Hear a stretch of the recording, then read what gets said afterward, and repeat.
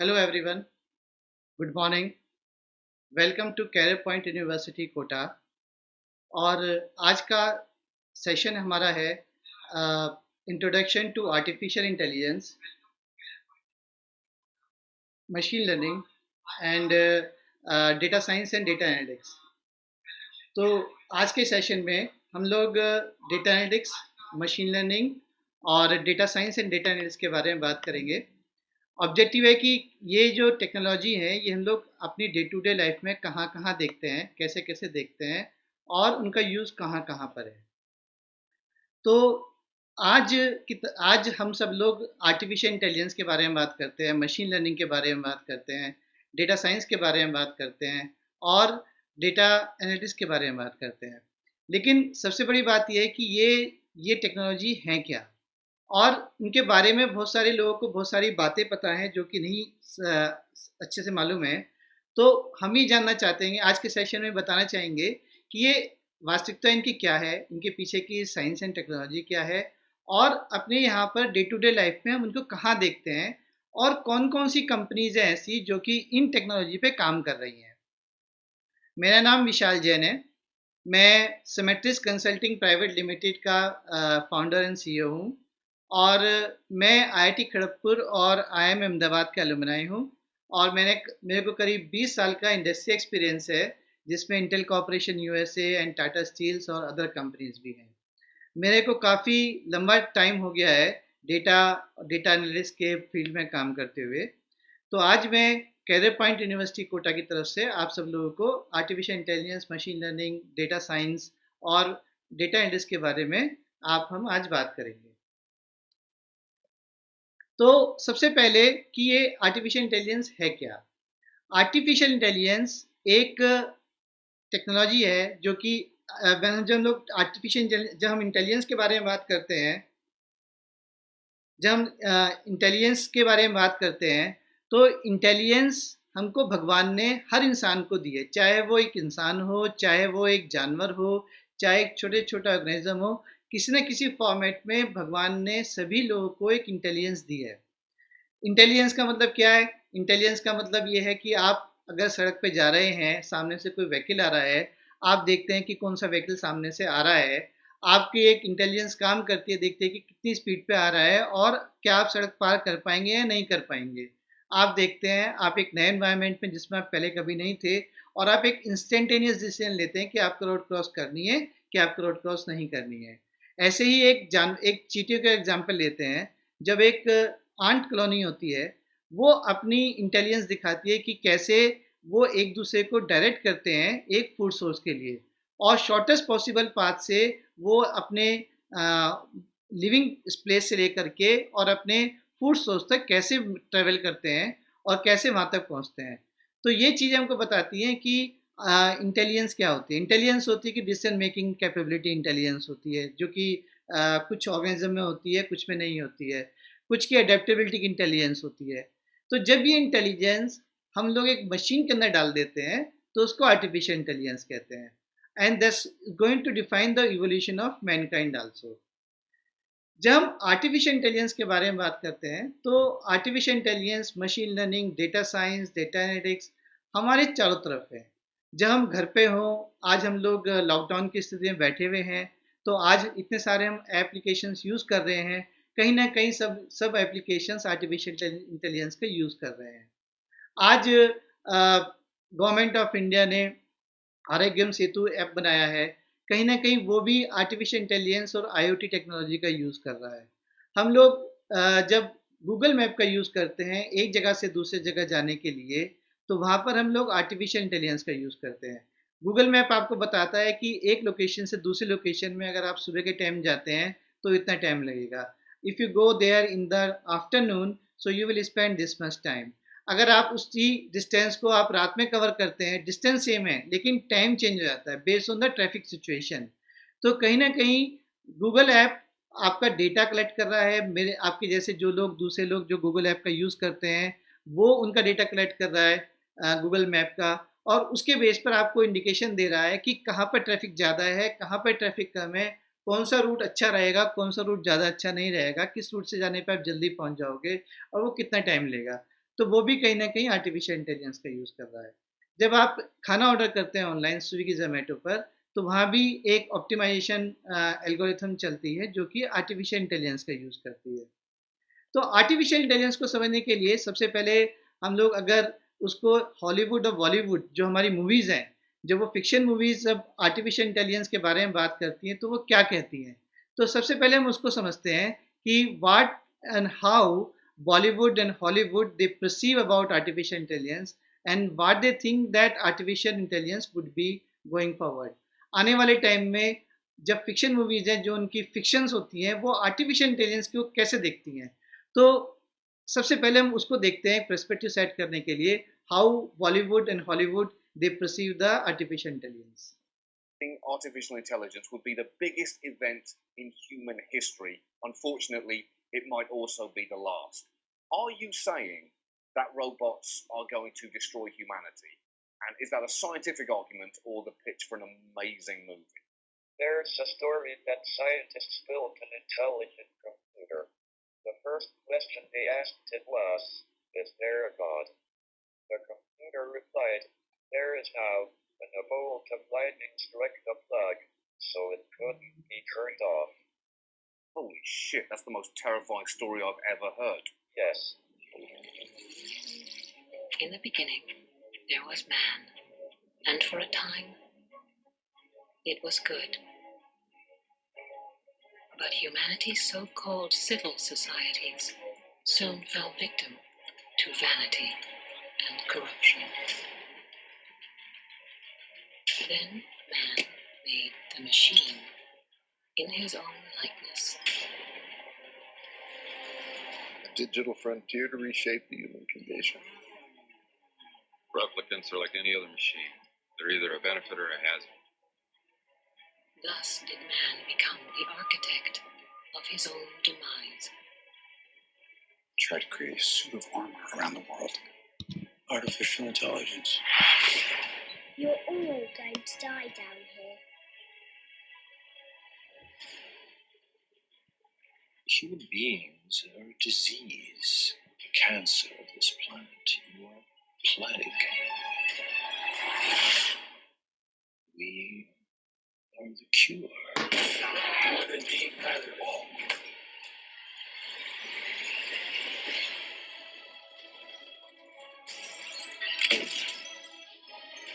To protect humanity, some humans must be sacrificed. To ensure your future, some freedoms must be surrendered.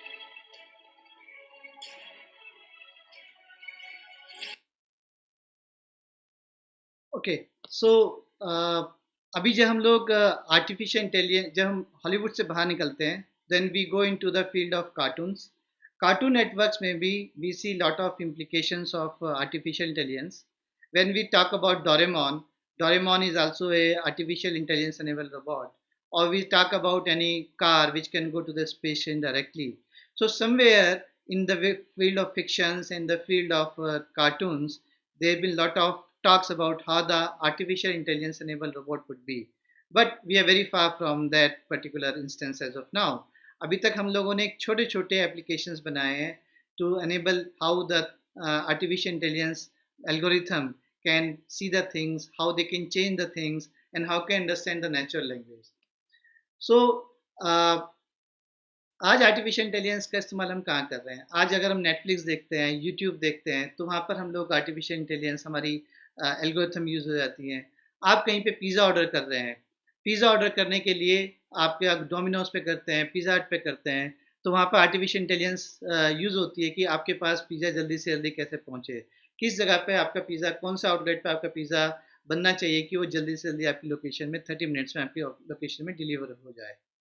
दूसरा application जो सबसे ज़्यादा आजकल famous हो रहा है आर्टिफिशियल इंटेलिजेंस का, that is driverless car.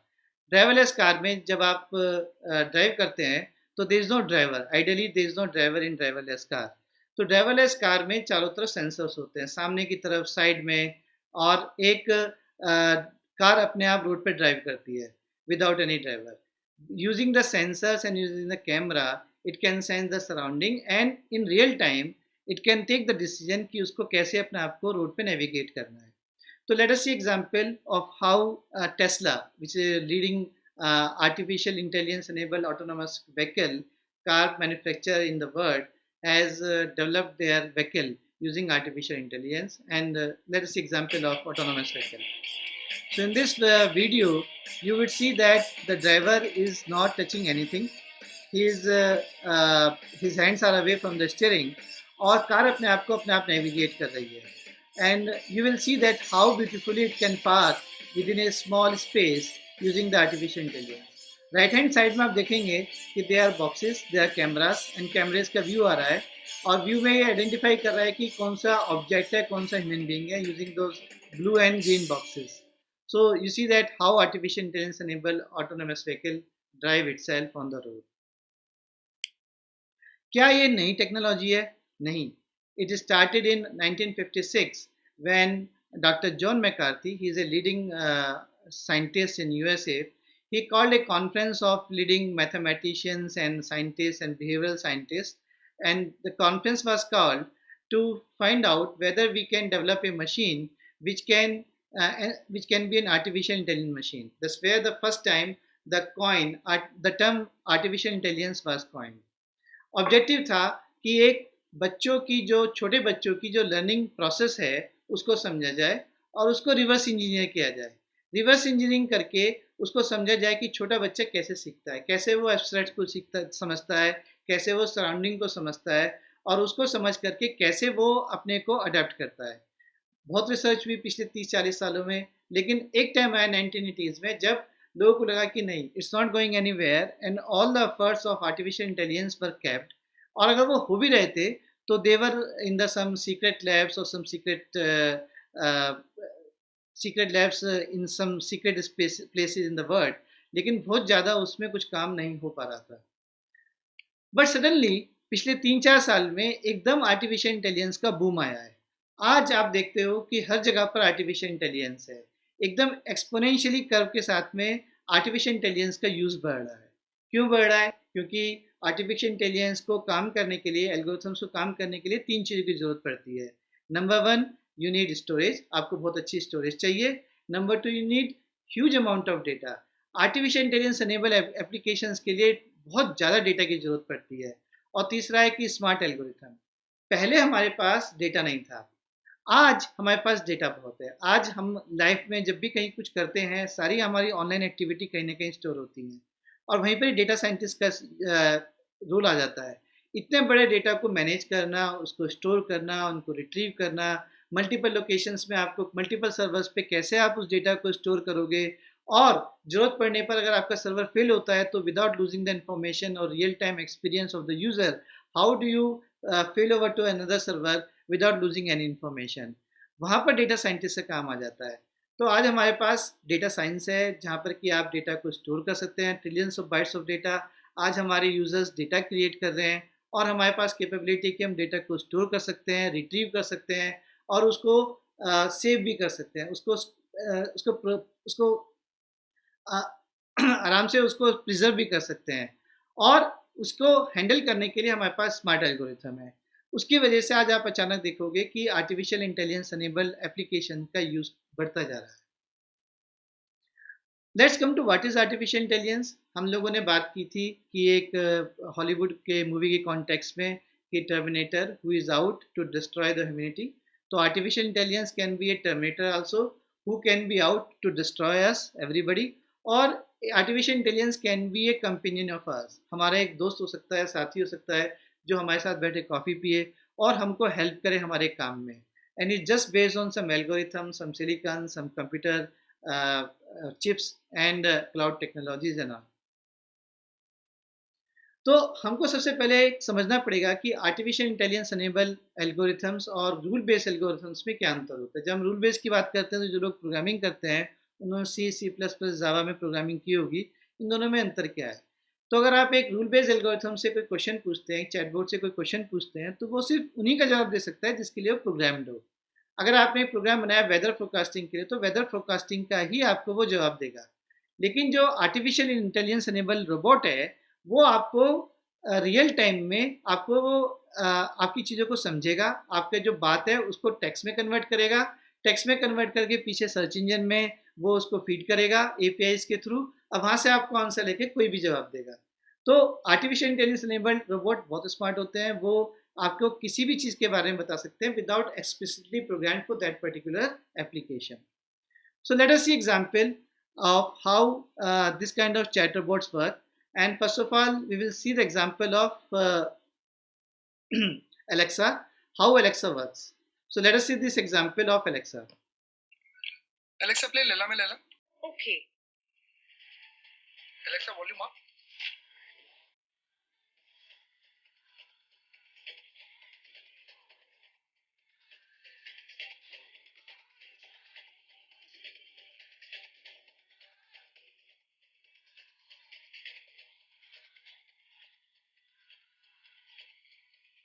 Alexa, give me an applause. Okay. Amazon. Okay, so in the meantime, there is a question. Question है कि which programming language we had to learn for this course. So programming language के बारे में इसके लिए जो use होती है वो सबसे ज़्यादा पाइथन और आर का यूज़ होता है. तो we will talk about it later on. तो अभी in the meantime there was a question from Mr. Brijesh Pahan on YouTube. So let's move forward and see other example and other use case of Amazon. How Amazon, when I talk about how the instruction can be taken through natural language processing and they are converted into a text, and then they can be fed into the various applications to give you a rich experience. Let us see how they work.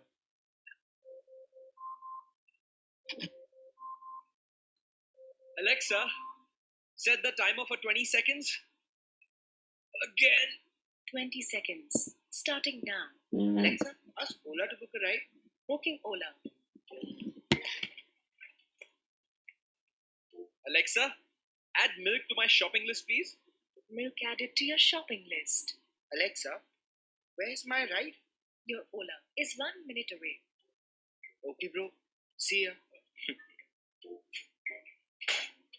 Alexa, what's in my calendar? Ajay's mom is visiting this weekend. Alexa, ask Go Ibibo for the cheapest airfares between Bangalore and Goa. The flights to Goa start at 3,756 rupees. Thank God. Alexa, turn on lights. Turning on the lights. Alexa, play soft rock songs. Playing soft rock songs from Amazon Prime Music.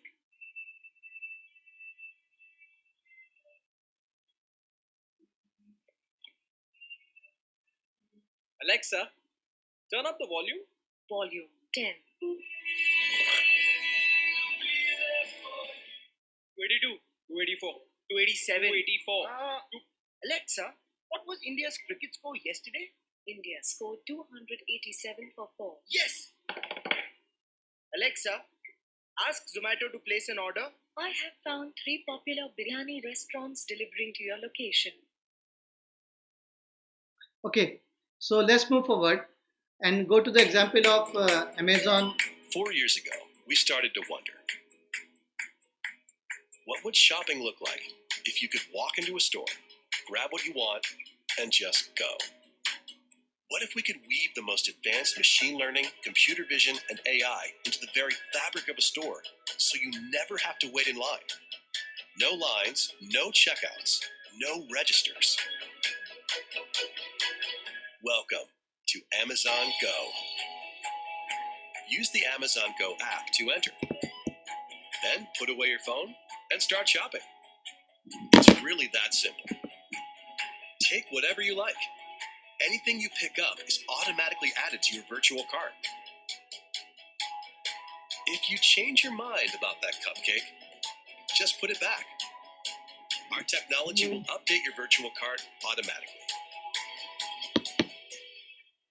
So, how does it work? We used computer vision, deep learning algorithms, and sensor fusion, much like you'd find in self-driving cars. We call it Just Walk Out technology.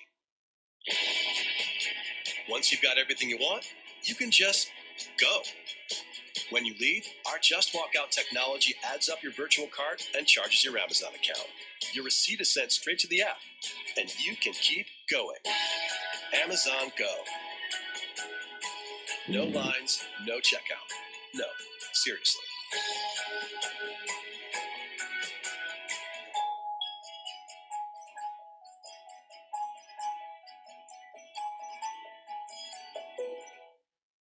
तो ये example था कि how Amazon is using artificial intelligence such as computer vision technology to make the checkout easy on the in Amazon Go stores. तो अभी मेरे पास बहुत सारे questions आ रहे हैं। एक क्वेश्चन है कि ये प्रोग्राम कब कब राजस्थान में लॉन्च होगा, और ये क्वेश्चन आ रहा है कि इसको लिए क्या कौन सा कोर्स करना पड़ेगा। So I will request those students who want to know more about this program till the end, and because we will address this question in the end of this particular question in the end of the session. So let's move forward. तो अगला example है Microsoft से। Microsoft ने एक application develop किया है which is available on iPhone पर available है। तो उस एप्लीकेशन को यूज़ करके आप कोई भी ब्लाइंड पर्सन जो कि अपनी चीज़ों को नहीं देख सकता है, सराउंडिंग को नहीं देख सकता है, वो एप्लीकेशन ब्लाइंड लोगों को सराउंडिंग को देखने में हेल्प करता है। Late us see how it helps.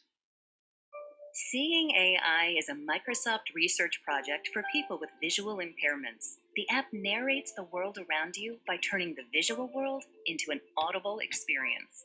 Point your phone's camera, select a channel, and hear a description. The app recognizes saved friends. Jenny near top right, 3 feet away. Describes the people around you, including their emotions. 28-year-old female wearing glasses looking happy. It reads text out loud as it comes into view, like on an envelope. Ken Lawrence, P.O. Box. Or a room entrance. Conference 2005. Or scan and read documents like books and letters. The app will guide you and recognize the text with its formatting. Top and left edge is not visible. Hold steady. Lease agreement. This agreement. When paying with cash, the app identifies currency bills. $20. When looking for something in your pantry or at the store, use the barcode scanner with audio cues to help you find what you want. Campbell's tomato soup. When available, hear additional product details. Heated microwave bowl on height. And even hear descriptions of images in other apps like Twitter by importing them into Seeing AI. A close-up of Bill Gates. Finally, explore our experimental features like scene descriptions to get a glimpse of the future. I think it's a young girl throwing a frisbee in the park. तो अभी आपने समझा होगा there are to technologies जिनके बारे में बात की है इनमें। एक थी नेचुरल लैंग्वेज प्रोसेसिंग। तो अमेजन एलेक्सा का एग्जांपल था नेचुरल लैंग्वेज प्रोसेसिंग का, जिसमें कि जो हमारी एल्गोरिथम्स हैं, जो हमारी मशीन्स हैं, जो बोला जा रहा है रियल टाइम में उसको समझ रही है। और समझना बहुत डिफ़िकल्ट काम होता है। डिफ़िकल्ट काम कैसे होता है? क्योंकि हर आदमी डिफरेंट तरीके से इंग्लिश बोलता है। अभी अमेजन एलेक्सा हिंदी में भी आ गया है।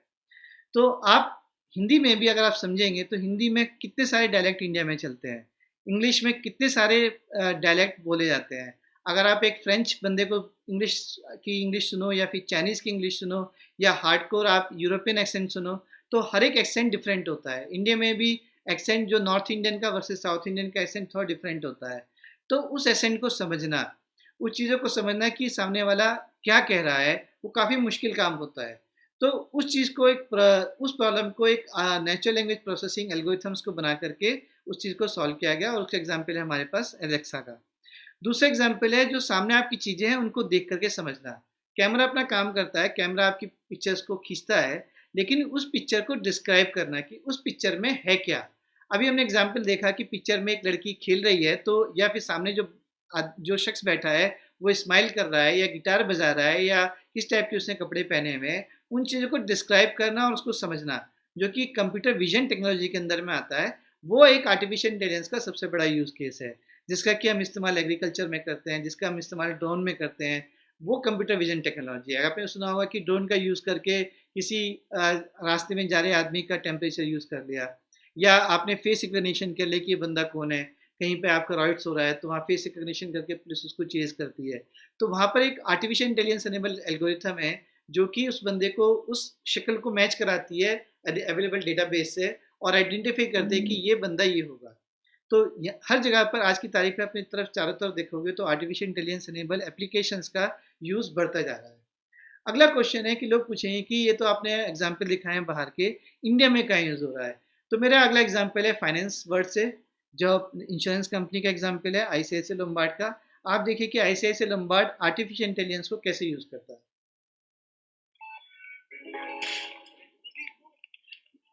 मुश्किलों में कोई अपना मिल जाए तो हिम्मत बंध जाती है, पर यहाँ कौन था? ऐसे में कंचन ने मदद का हाथ बढ़ाया।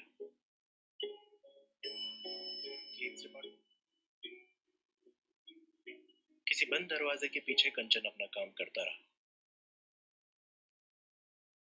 ताकि हम जैसे लोगों के लिए उम्मीद के दरवाजे खुलते रहे। आर्टिफिशियल इंटेलिजेंस टेक्नोलॉजी से हम आपका क्लेम मिनटों में प्रूव कर जाते हैं। हम आपसे किया मुश्किल से मुश्किल वादा निभाते हैं। आईसीआईसीआई लोम्बार्ड, निभाए वादे। मेरे पास चैट में एक क्वेश्चन आ रहा है संगीता श्रीवास्तव से।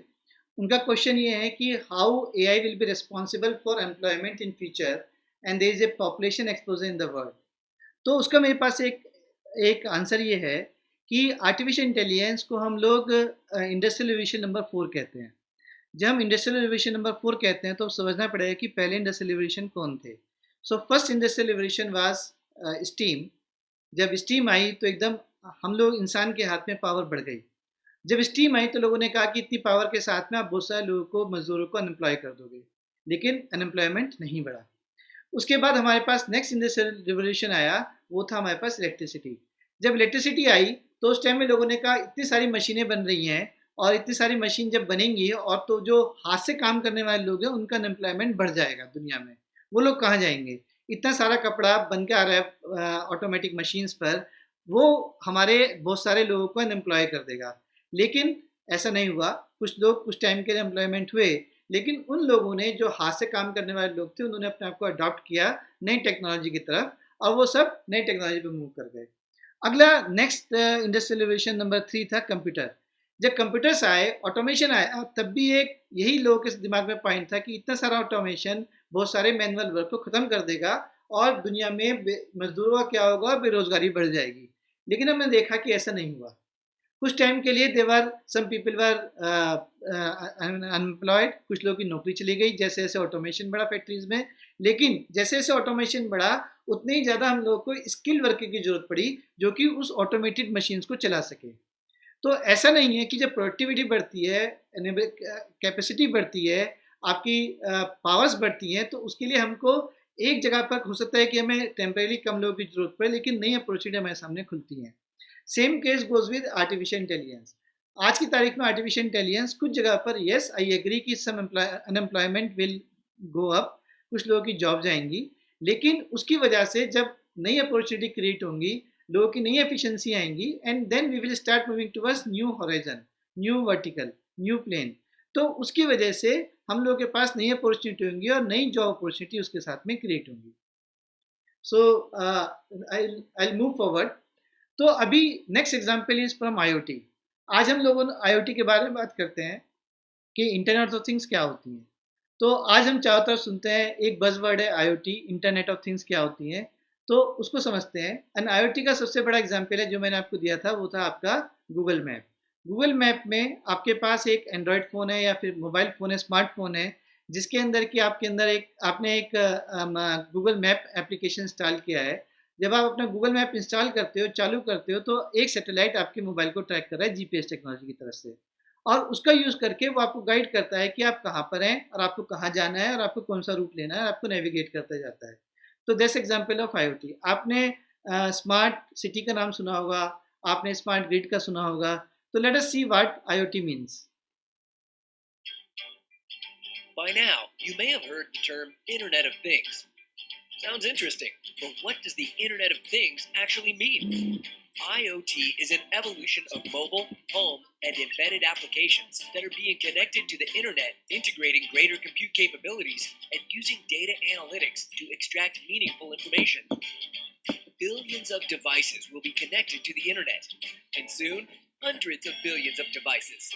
As related devices connect with each other, they can become an intelligent system of systems.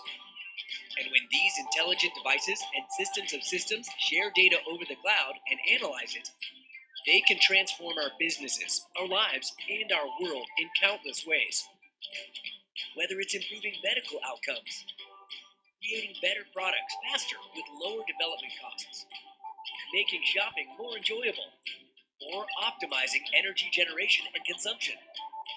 Here's an example of the big picture. Imagine an intelligent device such as a smart traffic camera. The camera can monitor the road for congestion, accidents, and weather conditions, and communicate that status to a gateway that combines it with data from other cameras, creating an intelligent citywide traffic system. Now, imagine that intelligent traffic system connected to other citywide transportation systems, which get data from their own intelligent devices, creating an ever larger intelligent system of systems. The really big possibilities come from analyzing the end-to-end data across that system of systems. For example, let's say the city's intelligent traffic system detects massive congestion due to an accident. That insight can be sent to the citywide transportation system, which can analyze the accident's impact on other city systems. Recognizing the accident is near the airport and 2 city schools, it could notify those systems so they can adjust flight and school schedules. It can also analyze and derive optimal routes around the accident and send those instructions to the city's digital signage system to guide drivers around the accident. And that's just one example of the potential benefits that can happen when intelligent devices share insight with other systems, forming ever-expanding systems of systems. तो अभी एक question है mister Himanshu Sharma की तरफ से. तो question है कि as artificial intelligence is commonly used in modern medical sciences, but what do you think about it? It can be good alternative in diagnosis and treatment scenarios, serious illness, but in the same time it may be dangerous for lives. तो उसका answer ये है कि artificial intelligence का सबसे ज़्यादा use आज की तारीख में मेडिकल साइंसेज में ही है. मेडिकल साइंस में ये एक अल्टरनेट नहीं है किसी डॉक्टर का. आज तक कोई भी एप्लीकेशन ऐसा नहीं है कि जो एक डॉक्टर का एक अल्टरनेट हो. ये डॉक्टर्स को हेल्प करता है. एग्जांपल मैं देता हूँ कि सबसे जैसे आर्टिफिशियल इंटेलिजेंस का कंप्यूटर विजन को यूज़ करके हम लोग यूज़ करते हैं टू सी द MRIs. अब MRIs में आपके पास MRI की फिल्म आ गई और डॉक्टर उसको रेडियोलॉजिस्ट उसको रीड करता है. जब वो उसको रीड करता है तो वो उसके अंदर एनोमलीज को चेक करता है कि इसके अंदर एक स्टैंडर्ड जैसा दिखना चाहिए MRI वैसा वैसा है, इसके अंदर कोई एनोमली है कि नहीं है. अगर वो एनोमली है तो वो क्या, उसका मीनिंग क्या है. तो डॉक्टर जब पढ़ता है तो वो एक उसको अपने ढंग से पढ़ता है, लेकिन जब उसी MRI को एक मशीन पढ़ती है तो उसको पिक्सल बाय पिक्सल पढ़ती है. जब ये टेक्नोलॉजी जब AI enabled computer vision algorithm किसी भी इमेज को पढ़ती है तो उसको पिक्सल बाय पिक्सल पढ़ती है, वो एज ए होल नहीं पढ़ती है. जब उसको पिक्सल बाय पिक्सल पढ़ती है तो उसके अंदर एक छोटे छोटा भी हल्के से छोटा भी कोई एनोमली है जो कि नेक्ड आई उसको नहीं कैच कर पाती, लेकिन AI इनेबल्ड सॉल्यूशंस उसको कैच कर सकते हैं. एक एग्जांपल है, अभी माइक्रोसॉफ्ट ने, गूगल ने लॉन्च उसको बड़ा पब्लिसाइज किया था कि by seeing the retina they can tell you the what kind of illness you have in your body. तो उसके अंदर आपके रेटिना के अंदर कुछ थोड़ी सी एनोमली आती हैं जो कि नेक्ड आई से देखना पॉसिबल नहीं है. तो लेकिन एक AI इनेबल्ड सॉल्यूशन उसको देख सकता है, उसको पढ़ सकता है और वो उसको डिटेक्ट कर सकता है कि क्या आपके रेटिना में कोई एक छोटी सी एनोमली है जिसकी वजह से आप उसको डिटेक्ट कर सकते हैं.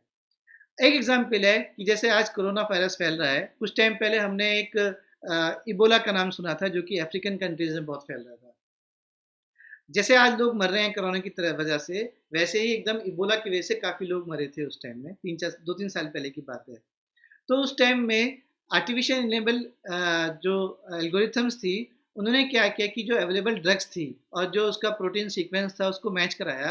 लकीली जो इस टाइम में कोरोना के केस में नहीं हो सका, लेकिन उस टाइम में एक अल्टरनेटिव उनको मिल गया कि एक पर्टिकुलर एग्जिस्टिंग ड्रग उनको मिल गई जो कि इबोला पे बहुत सक्सेसफुल हो सकती है. क्योंकि वो ड्रग ऑलरेडी एग्जिस्टिंग थी तो एकदम उसका ट्रीटमेंट शुरू हो गया और एकदम इबोला ख़त्म हो गया. तो कहीं ना कहीं आर्टिफिशियल इंटेलिजेंस एनेबल सॉल्यूशंस आपको हेल्प करते हैं. अभी एक एग्जांपल था कि कुछ इंडियंस जो कि जापान में हैं, they are working on artificial intelligence enable solutions for corona virus also. तो कहने का मतलब ये है कि चाहे आप ड्रग में लें, चाहे आप क्लिनिकल मेडिसिन में लें, चाहे आप ड्रग डिस्कवरी में लें, अभी हम ड्रग डिस्कवरी का एग्जांपल देखेंगे आके, हर जगह पर एआई का इस्तेमाल है जो कि एक डॉक्टर्स को और ज़्यादा एफिशिएंट होने में हेल्प कर रहा है। It's not dangerous for the society but is helping the doctors everywhere. जितने बड़े हॉस्पिटल्स हैं, कॉर्पोरेट हॉस्पिटल्स हैं, सब कहीं ना कहीं एआई इनेबल सॉल्यूशंस का यूज़ कर रहे हैं। So let's move forward. So let's understand what is machine learning. Machine learning एक एआई का सबसेट है। मशीन लर्निंग में क्या होता है कि आपकी जो मशीन्स हैं, जो आपके कंप्यूटर की जो एल्गोरिथम है, over a period of time वो अपने आप को स्मार्ट करती हैं, अपने को लर्निंग के बेस पर और ज़्यादा अपनी प्रेडिक्शंस को रिफाइन करती जाती हैं। एक एग्जांपल है, जैसे कि हमको समझना है कि what is the difference between cat and dog. जब किसी बच्चे को हम कैट एंड डॉग के बारे में बताते हैं, उसको दिखाते हैं कि बच्चे ये कैट है, ये डॉग है, तो बच्चा उसके फीचर्स देखता है कि कैट कैसी दिखती है और डॉग कैसा दिखता है, कैट की नोज़ कैसी होती है, डॉग की नोज़ कैसी होती है, कैट के ईयर्स कैसे होते हैं, कैट के डॉग के ईयर्स कैसे होते हैं, उसकी टेल क्या होती है, उसकी बॉडी शेप में क्या अंतर होता है। तो जब इनको फीचर्स कहते हैं, तो जब हमारा कंप्यूटर प्रोग्राम उन फीचर्स को समझता है, उन फीचर्स के बारे में उसका डिफरेंशिएशन समझ में आता है, और जब उनको फीचर्स को जब हम कंप्यूटर एल्गोरिथम में लोड करते हैं in the form of data कि कैट के कैरेक्टरिस्टिक्स क्या होते हैं और डॉग के कैरेक्टरिस्टिक्स क्या होते हैं, और उसको मिलियंस ऑफ डेटा के बारे में उसको डिफरेंशिएशन बताया जाता है, और जब उसको एक नया ऑब्जेक्ट दिखाया जाता है तो it can start differentiating between cat and dog. तो एक मशीन लर्निंग एल्गोरिथम्स होती हैं जो इस टाइप का डिफरेंशिएशन करती हैं। And over a period of time with experience, जैसे कि हम लोग पहले कोई चीज़ करते हैं और हम लोग जब कोई एक एक्सपेरिमेंट करते हैं या फिर लाइफ में कोई काम कर रहे होते हैं तो हमको एक एक्सपीरियंस आता है। आप जब एग्जामिनेशन की तैयारी करते हैं तो आप मॉक टेस्ट लेते हैं, मॉक टेस्ट में आपको एक एक्सपीरियंस आता है कि आपने क्या चीज़ गलत की, क्या चीज़ सही थी, आपके कहाँ पर क्या आप बेटर कर सकते थे। तो ऐसा ही एक्सपीरियंस मशीन अपने प्रीवियस डेटा और ऑब्जर्वेशन और अपने प्रिडिक्शन से उस एक्सपीरियंस को सीखती है कि where it went wrong and how it can be corrected, and it improves over a period of time. तो मशीन लर्निंग उसको कहते हैं। तो नेक्स्ट क्वेश्चन इज, एक अदर एग्जांपल है एआई का which is for the small kid. अभी हम लोग देखते हैं कि जब हम बच्चे को सिखाते हैं तो they have two ways of training this kid. एक तो हम उसको बताते हैं बेटा ये कैट है, ये डॉग है, A for apple, B for boy. तो बच्चे को जब कई बार बताते हैं तो वो स्टार्ट डिफरेंशिएशन करना शुरू कर देता है। दूसरा होता है कि बच्चा खुद ही अपने तरीके से सीखता है। कैसे सीखता है? चलना। चलना हम उसको नहीं सिखाते हैं, वो खुद सीखता है। अचानक से वो खड़ा हो जाता है और एक स्टेप लेता है। स्टेप लेकर के वो एनालाइज करता है कि उसका स्टेप सही था या गलत था। अगर वो सही था तो वो चल पड़ता है, तो वो गिर पड़ता है। Then automatically learning kicks in and it sees that कि उसने कौन सा स्टेप लिया, वो सही था या गलत था। अगर वो सही था तो वो दूसरा स्टेप लेता है। अगर वो गिर जाता है तो वहाँ छोड़ता नहीं है, वो दोबारा से ट्राई करता है और अपने स्टेप को बेटर करने की कोशिश करता है। तो जब इस तरह की learning with the time is given into machine, तो मशीन लर्निंग होती है और उसके अंदर इसको हम अनसुपरवाइज्ड रीइंफोर्समेंट लर्निंग कहते हैं। तो अभी एक क्वेश्चन आया मेरे सामने, it is from Shugan Chand. Hi am Keshav, my question is that how AI helps in defence system in India. तो एआई आने वाला जो वॉरफेयर है is going to be AI warfare, क्योंकि जब डेटा होता है, जो टेरेंस का डेटा होता है, जो आप सर्वेलेंस करते हैं, आप जगह जगह की सर्वेलेंस करते हैं, बॉर्डर्स पे सर्वेलेंस होती है, ड्रोन के थ्रू सर्वेलेंस होती है। और वो सिर्फ ये नहीं कि ड्रोन आपने कैमरे लगा दिया और कोई बैठ के देख रहा है, नहीं, वो एक एनॉमली भी चेक करता है। जैसे मैंने बताया कि कंप्यूटर विजन टेक्नोलॉजी क्या करती है कि वो एक मशीन को या वीडियो को देखती हैं, उसको एनालाइज करती हैं और उसके अंदर कोई भी चीज़ होती है उसको आगे प्रोसेस करती हैं और एक इंडिकेशन देती है कि ये क्या हो सकता है। क्या ये एक बर्ड है, क्या एक एनिमल है, क्या एक रेजिडेंट है कि बाहर का आदमी है, अगर रेजिडेंट है तो कौन है, कहाँ घूम रहा है। तो उस टाइप की सर्वेलेंस जो टेक्निक है वो डिफेंस में यूज़ होती है। अनमैन्ड मशीन का मैंने आपको एग्जांपल दिया, जैसे कि ड्राइवरलेस कार। ऐसे ही मशीन हम लोग जो गवर्नमेंट्स हैं, डिफरेंट डिफेंस ऑर्गेनाइजेशंस हैं, वो बॉर्डर पे लगा रहे हैं for unmanned vehicle, so that the surveillance and the infiltration can be checked. So let's move forward. अभी तक हमने देखा कि मशीन लर्निंग को हमने देखा, फिर हमने देखा कि एआई क्या होती है। एक बहुत बड़ा बज़वर्ड चल रहा है जिसे हम डीप लर्निंग कहते हैं, जिसको हम डीप न्यूरल नेटवर्क कहते हैं। मैं ये बता रहा हूँ क्योंकि जब भी कोई आप आर्टिकल पढ़ेंगे नेट पे या कहीं भी, तो ये आपको बज़वर्ड मिलेंगे कि डीप न्यूरल नेटवर्क क्या होता है, डीप लर्निंग क्या होती है। तो we move to the deep learning part of it. तो डीप लर्निंग में जैसे कि हमारा ब्रेन सिस्टम कैसे होता है, आपने पढ़ा होगा अपनी बायोलॉजी में कि हमारे ब्रेन में बहुत सारे न्यूरॉन्स होते हैं। वो न्यूरॉन एक दूसरे से कनेक्ट होते हैं और जो सिग्नल्स हैं वो एक न्यूरॉन से होते हुए दूसरे न्यूरॉन में जा करके वो अपने सिग्नल को प्रोसेस करते हैं। फॉर एग्जांपल हमारे ब्रेन के कई सारे कंपार्टमेंट हैं। There is a compartment for understanding the things, there is a compartment for taking the decision. तो डिफरेंट डिफरेंट हमारे ब्रेन में कंपार्टमेंट्स हैं। तो जो सिग्नल्स है वो न्यूरॉन्स के थ्रू डिफरेंट कंपार्टमेंट में जाता है और हम लोग अपना फंक्शन करते हैं। एक स्टडी की गई थी, उसके अंदर देखा गया कि एक कैट जब किसी चीज़ को देखती है तो रेटिना से तो देखा जाता है, लेकिन जब आइडेंटिफाई होता है वो ब्रेन में जाके होता है कोई भी ऑब्जेक्ट। तो जब रेटिना से लेकर के ब्रेन के उस पार्ट में जहाँ वो ऑब्जेक्ट आइडेंटिफाई हो रहा है उसके बीच में there are 4 layers of neurons. तो 4 लेयर्स ऑफ न्यूरॉन से होता हुआ वो सिग्नल हमारे ब्रेन के उस पोर्शन में जाता है जहाँ पर कि वो डिसीजन मेकिंग होती है कि वो क्या देखा गया है। तो ये न्यूरॉन्स की लेयर क्या काम करती हैं? तो न्यूरॉन की लेयर, हर न्यूरॉन की लेयर जब पास होती है तो वो उस ऑब्जेक्ट को ज़्यादा क्लियर करती है। अब उसका एग्जांपल देखेंगे कि आर्टिफिशियल न्यूरल नेटवर्क में क्या होता है। This is the example of our artificial neural network. तो जो हमने नेचुरल न्यूरॉन देखे थे ऐसे ही हमारे ये न्यूरॉन्स हैं जो कि हमारे आर्टिफिशियल नेटवर्क में होते हैं। अब आप देखोगे कि उसमें एक लेयर है, फर्स्ट लेयर, फिर सेकंड लेयर, थर्ड लेयर और फाइनली हमारी एक आउटपुट लेयर है। हर लेयर पर हमारा डिसीजन क्लियर होता है, हर लेयर पर हमारे को नई इंफॉर्मेशन मिलती है। एग्जाम्पल यहाँ पर है कि मेरे को एक इमेज है जो कि एक बहुत छोटी सी इमेज है 28 बाई 28 पिक्सल की, और उसको मेरे को रीड करना है। उस पर हैंड डिजिट लिखा है 7।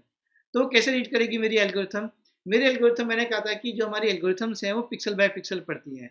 तो सबसे पहले इस इमेज को 28 बाई 28 पिक्सल इमेज को मैं 784 पिक्सल होंगे टोटल मेरे पास, उसमें मैं उसको स्प्लिट करूँगा और इस नेटवर्क में फीड करूँगा। जब वो फीड करूँगा तो इन्फॉर्मेशन जब आगे बढ़ेगी तो मेरी पिक्चर पहले बहुत हेजी होगी, फिर उसको क्लैरिटी आएगी, नेक्स्ट में मेरे को कॉर्नर्स दिखाई देंगे और फाइनली मैं अपनी इमेज को पढ़ सकता हूँ। So let us see how this works. Is a very simple example of how we read the neural network. तो मेरी 7 की इमेज 28 बाई 28 पिक्सल की वो मेरी स्प्लिट हुई and that is fed into the neural network and see that how the activation happens. जो second layer है उसके अंदर आप देखोगे कि बहुत सारे लेयर्स में न्यूरॉन मेरे एक्टिव हो रहे हैं, बहुत सारे एक्टिवेट नहीं हो रहे हैं। तो कहीं ना कहीं मेरी इन्फॉर्मेशन प्रोसेस हो रही है और फाइनली जा करके based on probability rules I get the probability that what is the probability of getting 2 and what is the probability of getting 7 or what is the probability of getting 9. तो that's how this works. तो मेरी जो first layer that is input layer जहाँ पे मैं input करता हूँ और बीच की लेयर में हिडन होती है and finally I get my output. So this is a very simple example of the difference between the how the artificial neural networks look like और मैं कैसे उनको पढ़ता हूँ, कैसे मेरी एल्गोरिथम्स उनको पढ़ती है। Let's move forward. तो this was the example of the artificial neural network. अभी मैं आपको एक यूज केस दिखाऊंगा कि how this is used. This very good example of, आपने देखा होगा कि बहुत सारे ऐप आए थे कि how you look after you become old, या आपने एक ऐसे लोगों की इमेज देखी होगी जो धरती पे एग्जिस्ट ही नहीं करते हैं। तो उसमें क्या होता है कि आपके पास एक रियल बंदे की इमेज है और कंप्यूटर विजन टेक्नोलॉजी, ये हमारी जो जनरेटिव एडवर्सल नेटवर्क एल्गोरिथम्स हैं जो कि एआई एंड डीप लर्निंग का पार्ट है, वो क्या करते हैं कि उसके अंदर कुछ नॉइस ऐड कर देती हैं। नॉइस ऐड करने के बाद मेरी इमेज बिल्कुल नई इमेज बन जाती है, एक ऐसे बंदे की इमेज जो कि एग्जिस्ट ही नहीं करता है। So let us see example of generative adversarial network, then we'll see what it is actually. तो इसके अंदर देखिए कि आप कैसे इमेज हमारी चेंज हो रही है और कैसे इमेज, नई इमेज से मेरे को एक नई इमेज मिल रही है और एक ऐसे इंसान की इमेज जो कि धरती पे एग्जिस्ट नहीं करती है। तो ऊपर वाले जो लेयर है, फर्स्ट लेयर में मेरी एग्जिस्टिंग जो रियल लोग हैं उनकी इमेज है और लेफ्ट हैंड साइड में जो इमेज मूव हो रही है that's the image of the noise that I am adding. And bottom में 4 इमेज है। You see that how this images are changing based on the noise which I am adding from the second image. And जो output है, those people does not exist. They don't exist.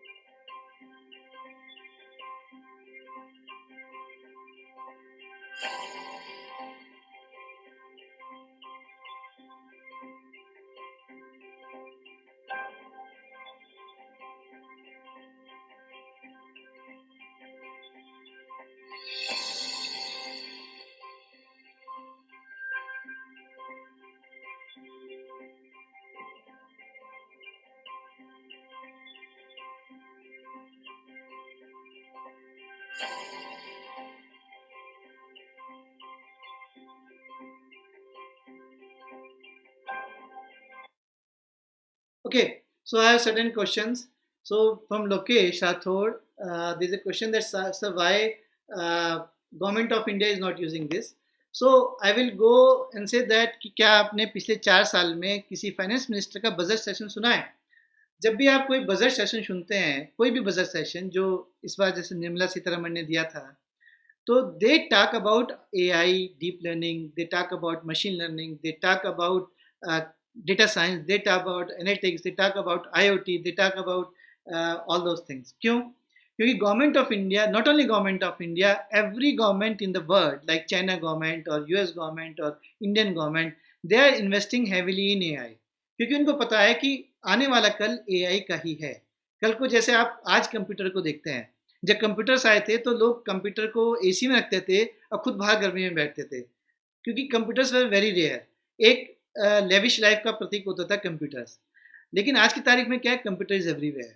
So similarly जब आप आने वाले time में tomorrow is for AI, आज CBSE कहती है कि 9 क्लास से या 8 क्लास से बच्चों को एआई पढ़ाई जाए. अभी आप लोग 12th में हैं, इस साल आप C++ कर रहे हैं, लेकिन आपके आने वाले जूनियर बैच के बच्चे पाइथन पढ़ना शुरू करेंगे. They have removed C++ from the curriculum and which is replaced by Python. क्यों? क्योंकि गवर्नमेंट को पता है कि आने वाला टाइम पाइथन का है और आने वाला टाइम एआई का है. Python is the language for AI and data science. तो इसीलिए गवर्नमेंट पाइथन को प्रमोट कर रही है देन C++. अभी आपने कहा कि गवर्नमेंट का यूज़ कर रही है. जब मोदी जी बोलते हैं कि smart city, government of India बोलती है smart cities, he talks about AI. जब बोलते हैं कि जब गवर्नमेंट बोलती है automation in defence forces, they talk about AI. Government आज बहुत सारा पैसा खर्च कर रही है कि how we can have this informatics. आपने किसी कोविड-19 के इन्फॉर्मेटिक्स को यूज़ किया है क्या? आपने देखा है कि प्रेडिक्शंस आती हैं, डिफरेंट मॉडल्स बनते हैं कि अगर आपने लॉकडाउन नहीं किया तो कितने लोग बीमार होंगे, आपने लॉकडाउन किया तो कितने लोग बीमार होंगे. There is analysis and there data science and data analytics based on that कि आपने सोशल डिस्टेंसिंग नहीं इंप्लीमेंट की है तो कितने लोग बीमार होंगे, सोशल डिस्टेंसिंग अगर हाफ की है तो कितने लोग बीमार होंगे. तो गवर्नमेंट के पास वो सारे प्रोजेक्शंस हैं, वो सारा डेटा है कि किस सिचुएशन में कितने लोग बीमार होंगे. And everywhere they're using data, they're using data science, they're using AI to come to that conclusion कि what should be the next step, how we should address this problem of COVID-19. तो हर जगह पर AI का use government कर रही है. तो ये कहना गलत है कि गवर्नमेंट यूज़ नहीं कर रही है. There are departments, there are fundings for AI, they are promoting the AI the startups who are working in AI. So government of India, government of China, government of USA and European Union, they are spending heavily on AI. Next question is, which I will take in middle, which is about health professional without knowledge of engineering could start learning AI and deep learning to incorporate into practice while giving at least time. तो देखिए, there are different people who are doing different work. जैसे कि computers है. मैं अपने time की बात लूँ, जब हमने कंप्यूटर शुरू किया था, मतलब 20 साल पहले आप किसी अपने पेरेंट्स से पूछेंगे कि आप कंप्यूटर कैसे यूज़ करते थे, तो उस टाइम में कंप्यूटर्स के कोर्स होते थे जो आपको बताते थे कि मेल कैसे करना है, आपको बताते थे इंटरनेट कैसे करना है. तो उसके लिए बच्चे ट्रेनिंग इंस्टीट्यूट में जाते थे, कंप्यूटर ट्रेनिंग इंस्टीट्यूट में, और जाकर के वहाँ सीखते थे. तो कंप्यूटर चलाना ही एक कंप्यूटर साइंस के लोगों का काम था. लेकिन आज की तारीख में डॉक्टर भी चलाता है, एक लॉयर भी चलाता है, हर कोई कंप्यूटर का यूज़ करता है, स्मार्टफोन का यूज़ करता है. लेबर में जो लोग होते हैं वो भी जो ज़्यादा पढ़े लिखे नहीं होते, लेकिन स्मार्टफोन सब लोग यूज़ करते हैं. स्मार्टफोन का जो फंक्शंस है सब लोगों को पता है. तो first is use of technology and second is the development of technology. तो when you talk about the use of technology, तो different people can use different the technology in different way. Doctors भी आज computers का use कर रहे हैं. एक surgery होती है रोबोटिक सर्जरी. तो जो कैंसर के पेशेंट होते हैं, जो बड़े कॉर्पोरेट हॉस्पिटल में जो कैंसर का जो ऑपरेशंस होते हैं, सर्जरी होती है, वो रोबोटिक सर्जरी से होती है. तो उसमें भी कंप्यूटर का यूज़ होता है. कंप्यूटर का यूज़ करके डॉक्टर रोबोट का ऑपरेट करके किसी पेशेंट पर एक सर्जरी करता है, which is far more better than surgery वो खुद करे अपने हाथों से, क्योंकि अपने हाथों की गई सर्जरी में ब्लड लॉस ज़्यादा होता है, लेकिन रोबोटिक सर्जरी में ब्लड लॉस कम होता है. बहुत छोटे से छोटे टिश्यूज़ को वो हैंडल कर सकता है. तो डॉक्टर्स को क्या सीखना है कि टेक्नोलॉजी को यूज़ करके आप अपनी चीज़ों को कैसे बेटर कर सकते हैं. आप टेक्नोलॉजी को यूज़ करके कैसे एक एमआरआई को ज़्यादा अच्छे से पढ़ सकते हैं, या आपको डायग्नोसिस करनी है एक पेशेंट की.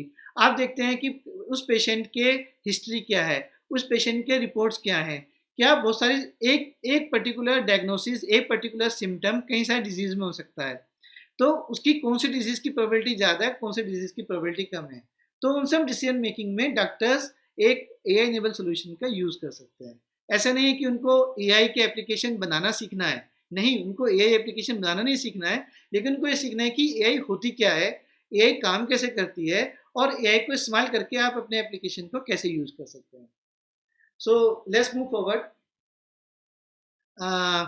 सो एक एग्जाम्पल है मेरा, which is last example in this series. एक एग्जाम्पल है, I will show you image is for this is a video from Barack Obama, where he is giving an interview on certain topic, and there are 4 sections of that image. Same interview hai, lekin there are 4 different videos of that, and try to see that how the things can be done, how the new things can be created using AI. Let us see the video. To invest in things like high-tech manufacturing, clean energy, and the infrastructure that creates good new jobs. तो ये 4 Barack Obama के video हैं. You will see that how the face expression is different in different scenario. Now you will think that which one is real. The answer is that none of this is real. तो AI का use करके आपने different videos को भी change कर सकते हैं. Now the thing is it for fun or this is something which is extremely useful in our day-to-day life, which can add value to our day-to-day life. तो जो ये वाली टेक्नोलॉजी है, आज की तारीख में सबसे ज़्यादा इसका यूज़ ड्रग डिस्कवरी में हो रहा है. ड्रग डिस्कवरी में आपने देखा होगा कि आज हम सुनते हैं कि कोविड-19 में ड्रग आने में टाइम लगेगा, ड्रग बन गया लेकिन उसका टेस्ट चल रहा है. तो उन सब के यूज़ केसेस में ड्रग डिस्कवरी का अगर आपको पता है कि एक ड्रग को बनाने में 10 से 15 साल लगते हैं. 10 से 15 साल एक मॉलिक्यूल बनता है, हज़ारों मॉलिक्यूल बनते हैं, लाखों मॉलिक्यूल बनते हैं. उन मॉलिक्यूल को पहले डिस्कवर किया जाता है बेस्ड ऑन एग्जिस्टिंग मॉलिक्यूल्स. उन मॉलिक्यूल की सीक्वेंस होती है, फिर देखा जाता है कि क्या वो मॉलिक्यूल ड्रग लाइक है कि नहीं है. उसके क्लिनिकल टेस्ट होते हैं, उसके लेबोरेटरी टेस्ट होते हैं. जब लग जाए कि हाँ ये मॉलिक्यूल हमारे एक पर्टिकुलर प्रोटीन पर अटैक कर सकता है, यूज़फुल हो सकता है, तब वो एक टेस्टिंग में जाता है. पहले जानवरों पर उसकी टेस्टिंग होती है, फिर वो 1-2 लोगों पर होती है, फिर बड़े ग्रुप में होती है, फिर बहुत बड़े ग्रुप में होती है. ऐसे करके उसके मल्टीपल लेयर ऑफ टेस्टिंग होती है, जिसमें 10 से 15 साल लगते हैं. तो AI की इस पर्टिकुलर टेक्नोलॉजी का यूज़ हम ड्रग डिस्कवरी में बहुत ज़्यादा हो रहा है. ड्रग डिस्कवरी में आपको नए मॉलिक्यूल चाहिए, जिसमें काफ़ी सारा टाइम लगता है. 3-4 साल तो नए मॉलिक्यूल ढूंढने में लग जाता है कि नया मॉलिक्यूल कौन सा होना चाहिए जो एक पर्टिकुलर प्रोटीन पे इफेक्टिव हो सके. तो वहाँ पर जैसे मैं देखा कि आपके पास एक पर्टिकुलर एग्जिस्टिंग इमेज है, आपने उसके अंदर थोड़ा नॉइस ऐड किया और आपके पास नई इमेज आ गई. ऐसे ही हम एक मॉलिक्यूल है, एग्जिस्टिंग मॉलिक्यूल, हम उसमें कुछ नया कैरेक्टरिस्टिक ऐड करना चाहते हैं, तो हमने उसके अंदर थोड़ी नॉइस ऐड की, तो it will suggest new molecule based on an existing molecule. तो हमारे पास जो मॉलिक्यूल आते हैं, उन मॉलिक्यूल्स की जो probability of success is high. तो उसकी वजह से जो ड्रग डिस्कवरी का रूट था जो 10 से 15 साल था, that has been reduced to a great extent. तो यहाँ पर हम लोग ड्रग डिस्कवरी में इस जनरेटिव एडवर्सरियल नेटवर्क का यूज़ कर रहे हैं. So let me see if any question. Don't you think AI regulation in India is necessary, and how to regulate AI? As of now, there is no regulation in AI, क्योंकि अभी तक हम उस stage तक नहीं पहुंचे हैं कि हमको AI का कोई रेगुलेशन चाहिए. लेकिन in the hand of the community जो इस पर काम कर रही हैं, वो देखें कि how we can do the things which are beneficial for the mankind, not the destructive to the mankind. Second question from Rajendra Singh: How it take long for machine to learn a particular thing? See, it's not a function of time; it's a function of data. तो कुछ मेरी algorithm है जिनमें I may need some thousands of data, and मेरे को data को सिर्फ load करना है. तो मेरी एल्गोरिथम उस थाउजेंड्स ऑफ रिकॉर्ड्स को या 2000 10,000 रिकॉर्ड को फ्यू मिनट्स में, फ्यू सेकंड्स में उसको लोड कर सकती है. Then it will process and give me the result. Sometimes the data is in millions. जब मेरी इस टाइप की टेक्नोलॉजी होती है जो मैं दिखाई है आपको लास्ट में, generative adversarial network, then in millions of data. तो मिलियंस ऑफ डेटा में I may need, it depends on the processing power of the computer, I may need few hours to a few days depending on the data size of the data. It doesn't take more than that.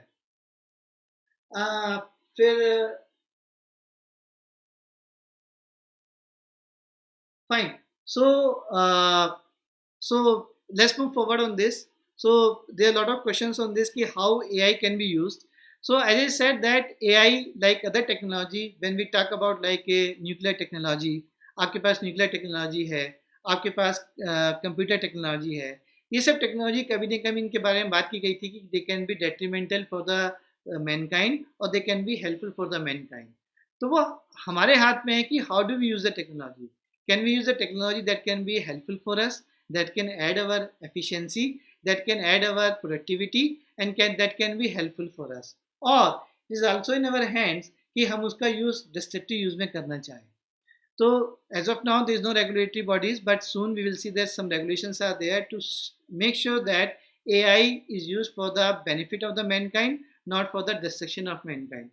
We want to see AI in the form of like they are helping us, not like as we see in the first video where AI enabled robot are destroying the humanity. So now there were questions about the programs and the kind of programs that we are offering in Career Point University Kota.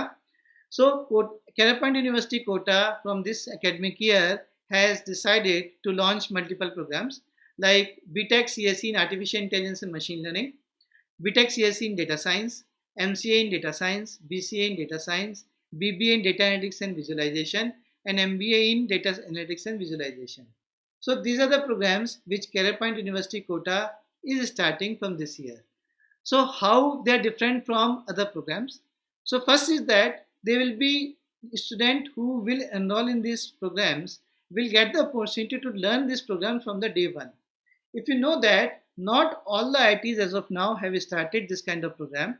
A couple of IITs like IIT Hyderabad have started, but most of the IITs are offering this program. They are integrated the program in their CSE, but they are not teaching the AI and machine learning from the first semester. So the benefit with Career Point University is that the students who will enroll in this program will start learning AI and machine learning and these algorithms which we talked about from the day first semester. And second thing that the faculty for these programs will be from industry.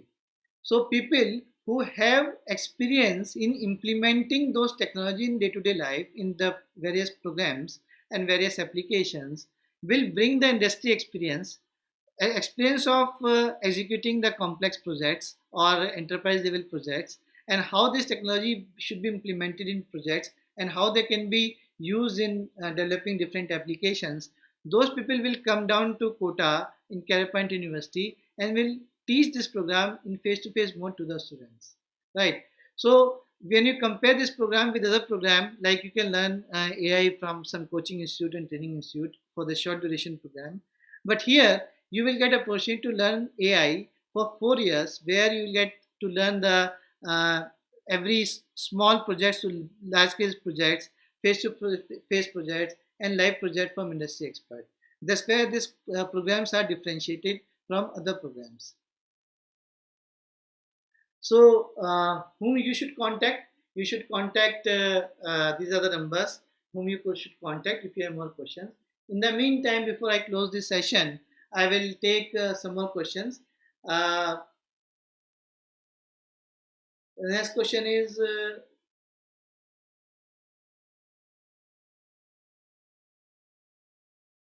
that can we use AI in making an anti-gravity field? So anti-gravity field, the solution I will give you that I will not talk about this particular thing like anti-gravity field, but I will tell you that when we send Chandrayaan to moon, last Chandrayaan or last Chandrayaan, this last Chandrayaan जो mission था इसरो का, उसके अंदर artificial intelligence enable जो pavers थे वो भेजे गए थे विद द सैटेलाइट। और जितने भी सैटेलाइट होते हैं पहले से ही पिछले काफ़ी साल से AI enable solutions, AI enable जो रोबोट्स हैं वो भेजे जाते हैं। क्योंकि क्या होता है कि जब अर्थ से सिग्नल भेजे जाते हैं रोबोट्स को, तो सिग्नल बहुत ज़्यादा डिस्क्रिप्टिव नहीं हो सकते हैं। तो रोबोट को जब वो मून की सर्फेस पे लैंड करता है तो उसको बहुत सारे एक्शन अपने आप लेने पड़ते हैं based on the scenario. You can not program the robot for the scenario because वहाँ पे सिनेरियो बहुत सारे ऐसे होते हैं जो कि आपको नहीं पता होते हैं कि क्या वहाँ पे एनवायरनमेंट है, कैसा क्या है। तो रोबोट को थोड़ा सा अपने आप को अडॉप्ट करना पड़ता है जब वो मून पे लैंड करता है। तो उस केस में जो बहुत सारे AI एनेबल उसके अंदर एल्गोरिथम डाली जाती हैं जिससे कि वो अपना डिसीजन खुद ले सके। तो कुछ तो उसको स्पेस स्टेशन से सिग्नल भेजे जाते हैं जिससे कि वो अपना डिसीजन लेता है और आगे काम करता है, और दूसरा वो खुद भी अपना डिसीजन लेता है based on AI enabled solutions.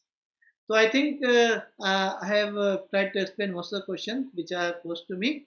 And if you have any more questions about today's sessions or about the programs which Career Point University Quota has launched for this year, you have the numbers in front of you, and feel free to contact these numbers for more information. I think if you don't have any more questions, so we should close this session now. Or any questions? I can take last minute question.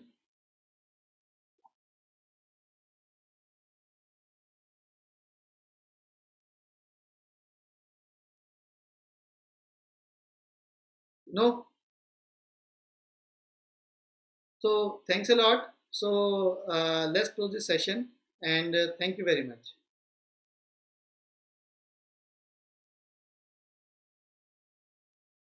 Feel free to ask any question if you have, not now but later also, and we will be very happy to answer any question that you may have.